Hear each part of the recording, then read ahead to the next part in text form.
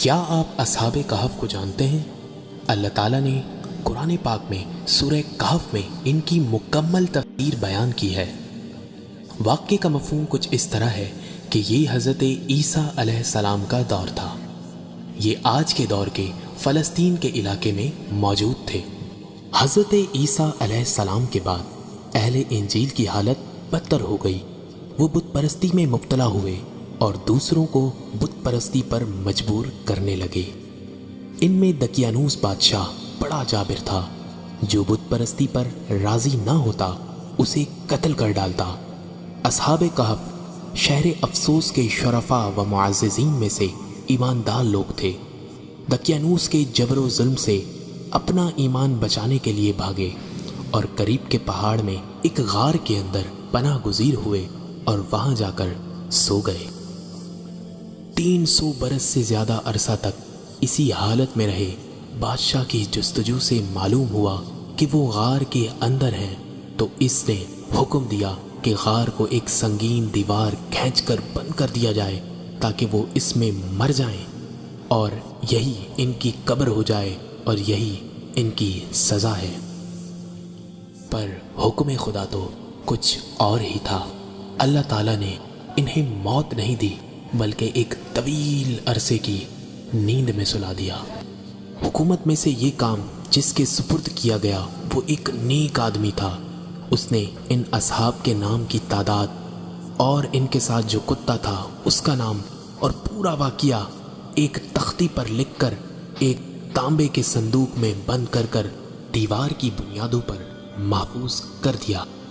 یہ بھی بیان کیا گیا ہے کہ اسی طرح ایک تختی شاہی خزانے میں بھی محفوظ کر دی گئی۔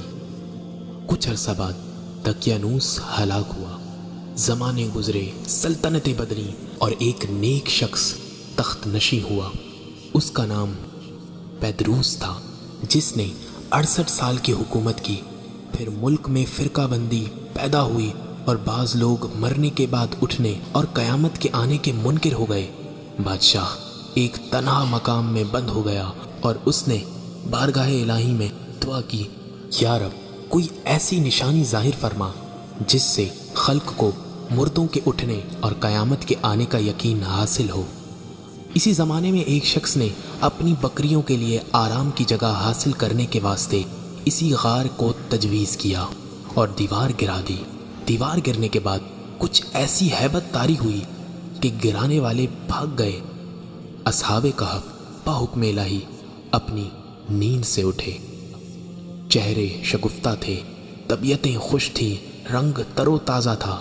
انہی اصحاب میں سے ایک شخص نے دوسرے کو سلام کیا، نماز کے لیے کھڑے ہو گئے۔ فارغ ہو کر یملیخا سے کہا کہ آپ جائیے اور بازار سے کچھ کھانے کو بھی لائیے اور یہ بھی خبر لائیے کہ دقیانوس کا ہم لوگوں کی نسبت کیا ارادہ ہے۔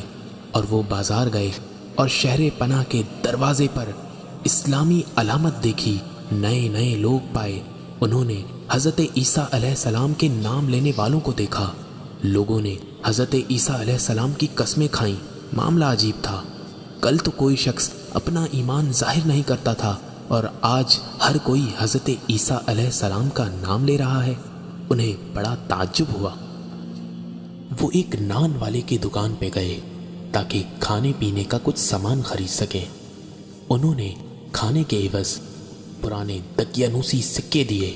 جب نان والے نے وہ سکے دیکھے تو ان میں موجود سن کئی سالوں پرانا تھا۔ بازار والوں نے خیال کیا کہ کوئی پرانا خزانہ ان کے ہاتھ آ گیا ہے۔ انہیں پکڑ کر حاکم کے پاس لے گئے۔ حاکم ایک نیک شخص تھا۔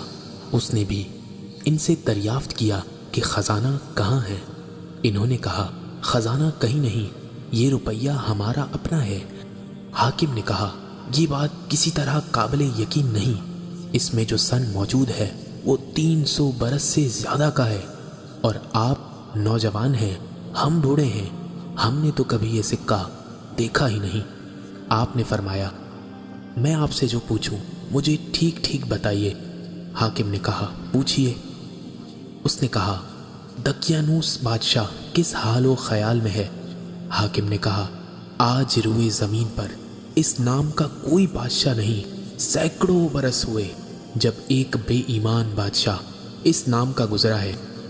आपने फरमाया, कल ही तो हम इसके खौफ से जान बचाकर भागे हैं। मेरे साथी करीब के पहाड़ में एक गार के अंदर पनाह गुज़ीर हैं, चलो मैं तुम्हें इनसे मिला दूं। हाकिम और शहर के कसीर लोग सरे गार पहुँचे। असहाबे कहफ यमलीखा के इंतज़ार में थे। लोगों के आने की आवाज़ और खुटके सुनकर समझे कि मलीखा पकड़े गए और दकियानूसी फौज हमारी जुस्तजू में आ रही है। अल्लाह से दुआ करने लगे, अल्लाह की हम्द व शुक्र बजा लाने लगे। इतने में ये लोग पहुँचे। यमलीखा ने तमाम किस्सा सुनाया। इन हजरात ने समझ लिया कि हम बहुक्म इलाही इतना तवील ज़माना सोए हुए थे और इस गार में थे, और अब इसलिए उठाए गए हैं कि लोगों के लिए बाद मौत जिंदा किए जाने की दलील और निशानी हो। हाकिम सरे गार पहुंचा तो उसने तांबे का संदूक देखा। इसको खोला तो तख्ती बरामद हुई। इस तख्ती में इन असहाब के अस्मा और इनके कुत्ते का नाम लिखा था। ये भी लिखा था कि ये जमात अपने दीन की हिफाजत के लिए दकियानूस के डर से इस गार में पनाह गुज़ीर हुई।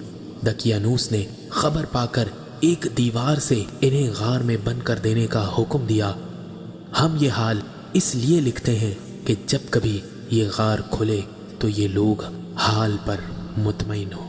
ये तख्ती पढ़कर सबको ताज्जुब हुआ और लोग अल्लाह की हम्दो सना बजा लाए कि इसने ऐसी निशानी जाहिर फरमा दी जिससे मौत के बाद उठने का यकीन हासिल होता है।